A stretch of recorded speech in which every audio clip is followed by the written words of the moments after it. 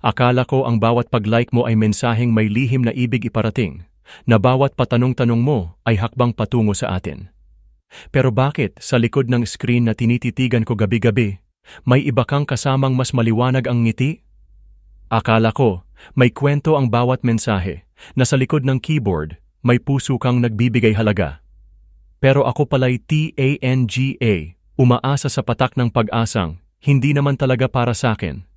Ang hirap palang maglagay ng kahulugan sa mga bagay na simple lang para sa'yo. Ang hirap palang umasa sa mga tanong na akala ko'y daan patungo sa pagmamahal mo.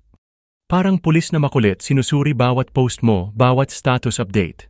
Pero sa huli, sa bawat litratong kasama mo siya, nauubos ang mga dahilan kong maniwala. Hoy, crush kita. Oo, nung una pa. Pero hanggang kailan ako magpapakatanga? Hanggang kailan ako maghihintay sa sagot sa tanong na di ko pa nasasabi sa'yo? Ang hirap palang magtago ng damdamin. Ang hirap palang mag-imbento ng kwento sa utak na baka may tayo sa dulo ng pangarap.